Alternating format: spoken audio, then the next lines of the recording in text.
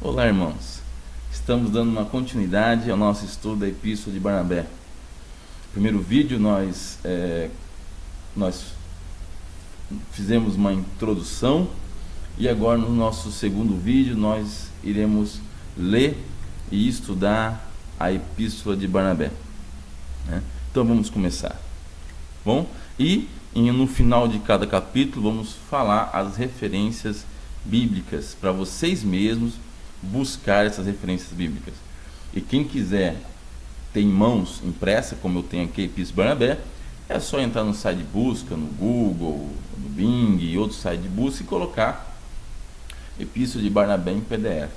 E você vai encontrar essa epístola, né? Que é muito interessante você ler, você estudar, buscar novas referências. Muitas vezes a gente não conseguiu encontrar algumas referências do texto, né? Porque são muitas referências e muitas vezes nós não conseguimos. Então eu sempre incentivo as pessoas a querer buscar, não ficar somente nos vídeos, né? É interessante a gente assistir um vídeo de um irmão aqui, um outro irmão colar, mas a gente buscar realmente a verdade, né?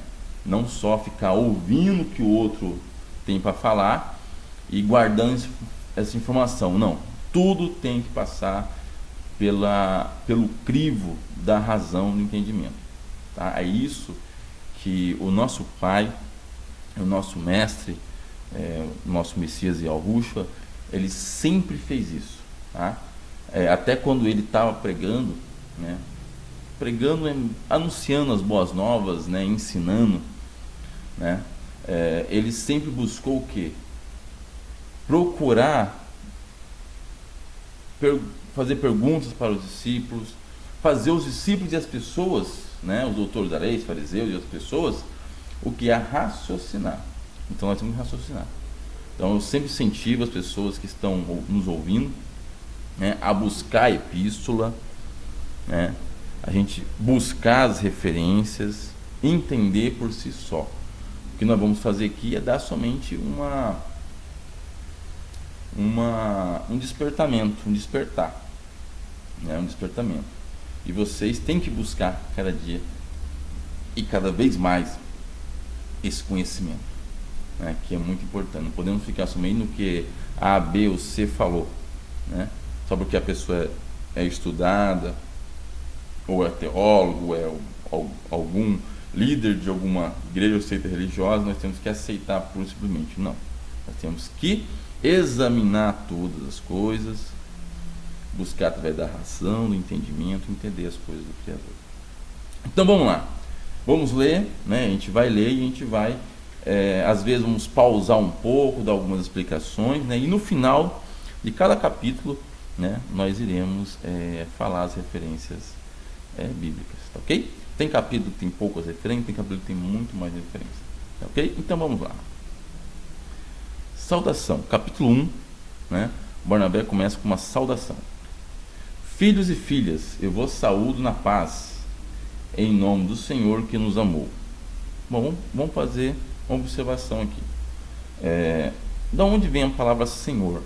Senhor, se você procurar em qualquer dicionário bíblico, está lá que Senhor é um nome, né, que veio a partir de um nome de um deus cananeu chamado Baal, porque Baal significa Senhor, marido ou dono, né? Então, quando foram traduzidos as escrituras do hebraico, né, então eles colocam o hebraico, o nome do hebraico para o grego, os nomes do pai e o nome do filho, muitas vezes colocaram um título de Senhor, né? Nós sabemos que, devido a um dos mandamentos do pai, né, que está nos mandamentos, dizendo que não poderia falar em vão o nome do Criador, então os próprios hebreus, eles substituir o nome do pai por títulos de divindades pagãs, como Baal, que vem Senhor, como Adonai, né, como Elohim, que mais? Como El, que é um deus cananeu, né? Então todos esses são divindades pagãs e eles colocaram tirar o nome do Criador e colocar outro nome, para que não pudesse falar o nome do Pai em vão. E muitas vezes acontece que esse nome caiu no esquecimento. E poucos que sabem do nome, eles não revelam, porque tem medo, né? Então, muitas vezes, quando está Senhor em letra maiúscula nas escrituras do Velho Testamento, né, na verdade está o nome do Pai ali. É o nome. O nosso Pai Celestial, ele tem um nome. Então tem um nome. E quando está Senhor no Novo Testamento, aí pode ser o Pai e pode ser o Messias. Então, muitas vezes a gente até se confunde nisso, né? A gente mesmo está lendo, se confunde. Será que está falando do Pai, do Messias? Aí vem a questão do entendimento e do raciocínio.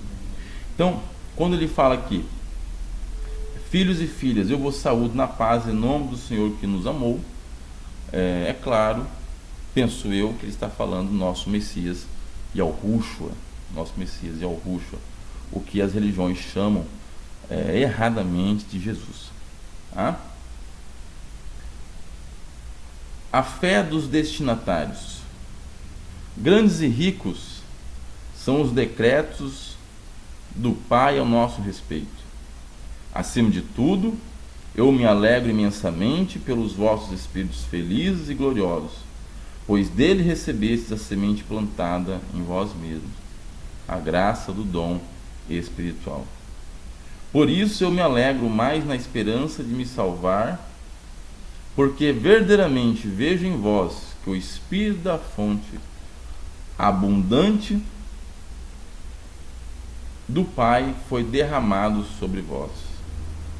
Em vosso caso, foi isso que me chamou a atenção ao vê-los, o que eu tanto desejava. Intenções do autor. Estou convencido e intimamente persuadido disso, porque conversei muito convosco. O Senhor caminhou comigo no caminho da justiça, e eu também me sinto impulsionado a amar-vos mais do que a minha própria vida. Aqui nós podemos colocar o Senhor aqui como Yahushua, né? Pois a fé e o amor que habitam em vós são grandes e fundados sobre a esperança da vida dele. Pensei que, se eu me preocupasse em participar-vos daquilo que recebi, eu queria recompensa por ter servido a espíritos como os vossos. Esforcei-me então para vos enviar essas poucas linhas, para que além da vossa fé tenhais também o conhecimento perfeito. Então é interessante aqui que Barnabé ele coloca a importância de ter um conhecimento perfeito, a importância desse conhecimento. Igual no Evangelho de Lucas, ele fala, né? Lucas ele escreve o seu Evangelho e o Atos dos Apóstolos para uma outra pessoa, que ele chama de Teófilo, né? Por que ele faz escreve a vida do Messias e a vida dos apóstolos, casos dos apóstolos? Porque ele quer passar para esse Teófilo, né, a importância de um conhecimento correto, né? E você vê em todas as epístolas de Paulo, nas epístolas de João também, essa questão de ter o conhecimento perfeito das coisas do Pai. Não adianta nada, eu tenho fé. Tá, mas essa fé está baseada em quê? Né? No bom entendimento, no bom conhecimento das coisas do Pai. É o que Paulo fala, da fé raciocinada, a fé no entendimento. Não é uma fé que não é raciocinada, uma fé cega, né? Se uma pessoa está cega na sua fé, o que ela faz? Cego que é cego, os dois caem no abismo, né? Os hebreus também achavam que estavam fazendo as coisas que o Criador pediu para fazer, sacrificando cordeiro, fazendo as festas, as luas novas, incenso, o templo, tudo isso. Mas em Isaías fala que o Pai, que o Criador fala, eu nunca pedi isso, né? Então nunca pediu o sacrifício, nunca pediu essas coisas. Então, mas por que Moisés fez? Né? Por que que outras pessoas do Velho Testamento fizeram isso? Porque eles quiseram que assim fosse feito. Mas o Pai nunca pediu isso. Está lá. Porque muitas vezes nós acreditamos em Davi, em Salomão, acreditamos em muita coisa, né? Mas muitas vezes nós não acreditamos no nosso próprio Messias, e Augusto, que ele fala sobre isso, e nos profetas. Porque os profetas, que de acordo com Amós, que são os verdadeiros servos do Pai. E os profetas sempre estavam falando para os reis, para os sacerdotes, né? Para voltar para os ensinamentos corretos do Pai. Os profetas eram porta-vozes do Pai aqui, né? Até que trouxe o seu próprio filho. Mas, como o próprio Messias mesmo disse, os reis, né, os sacerdotes, sempre o que? Mataram os profetas. Não ouviram os ensinamentos que os profetas vieram trazer através do próprio Pai, né? Então, dando o que? Os profetas iam dar o que? O entendimento correto das coisas, o entendimento correto das coisas, e o ser humano não quis isso. É isso que a Epístola de Barnabé fala, né? Esforcei-me então para vos enviar essas poucas linhas, para que além de vossa fé, tenhais também o conhecimento perfeito. Aí ele vai mais. Os ensinamentos do Senhor aqui, Yahushua, né? São 3. A esperança da vida, começo e fim da nossa fé. A justiça, começo e fim do julgamento. O amor, testemunho pleno da alegria e contentamento das obras realizadas da justiça. Com efeito, por meio dos profetas, o Pai, aqui está Senhor, nos fez conhecer o passado e o presente e nos fez saborear antecipadamente o futuro, vendo que uma e uma coisa se realiza conforme ele falou. Devemos progredir no seu temor de maneira mais rica e mais elevada.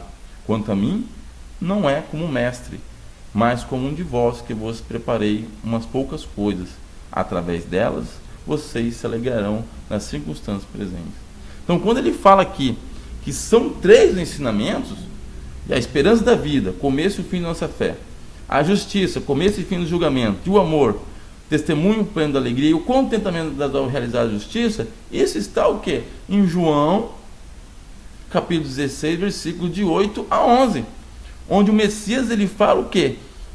Sobre o Espírito do Santo, ou o Espírito Santo, como muitos dizem, mas é o Espírito do Santo, que é o nosso paracleto, né? Ou paráclito, que significa intercessor ou advogado, né? Que o Messias ia enviar e arrogar ao Pai, como o Messias falou, o Pai é maior do que eu, né? Então vou pedir para o Pai que envie um Consolador. E o Consolador, ele veio justamente falar sobre isso. Se vocês buscar lá João 16, versículo 8 a 11, ele fala sobre isso. O que o Espírito do Pai, o Espírito do Santo, ou como muita gente fala, o Espírito do Santo, qual o objetivo que ele veio fazer? É justamente isso, né? Então, ficamos aqui nesse segundo vídeo sobre o primeiro capítulo, e vamos fazer mais vídeos. Cada capítulo vai ser um vídeo, né? Para que o vídeo não fique muito extenso, vamos ficar no máximo 15 minutos, ok? Então, até o próximo vídeo.